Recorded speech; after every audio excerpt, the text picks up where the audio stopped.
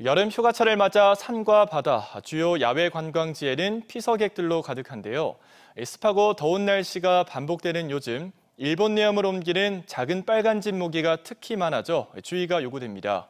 김종엽 객관의학 전문 기자가 일본 내염에 대해서 자세히 설명해 드립니다. 많은 비에 이어 연일 35도 안팎의 폭염이 이어지면서 여름철 대표적 불청객 모기가 기승을 부리고 있습니다.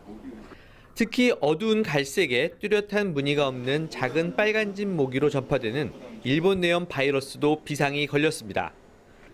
부여군에서는 올해 처음으로 지난 5월 작은 빨간집 모기가 발견됐습니다.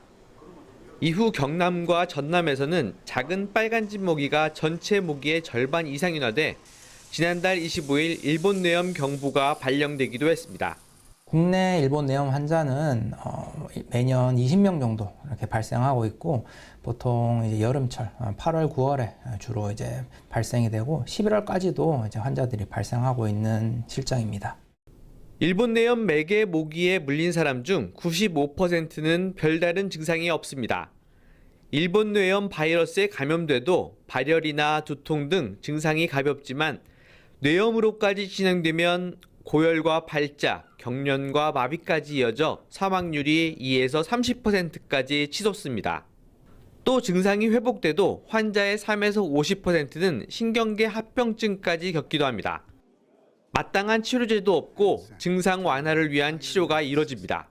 일본 내염에 대해서 치료제가 있는 것이 아니고, 구토라든가 고열이 발생하게 된다면 병원에 오셔서 내염인지 아닌지 우선 진단을 받은 이후에 병원에서 이제 전문적인 치료를 받으셔야 합니다. 일본 내염 바이러스는 예방이 무엇보다 중요합니다. 야외 활동 시 밝은 색의 긴 옷과 품이 넓은 옷을 입고 모기 기피제를 사용하는 게 좋습니다. 진한 향수 사용하는 건 피하고 캠핑 낚시를 나갈 땐 모기장을 사용해야 합니다.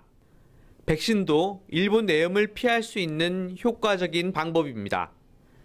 일본 내염 예방접종 경험이 없는 18세 이상 성인이나 비유행 지역에서 국내로 이주한 외국인들은 백신을 접종받는 게 좋습니다. 2011년 이후 출생자는 국가예방접종 지원 대상이므로 표준 예방접종 일정에 맞춰 백신을 맞아야 합니다. TJB 닥터리포트 김종엽입니다.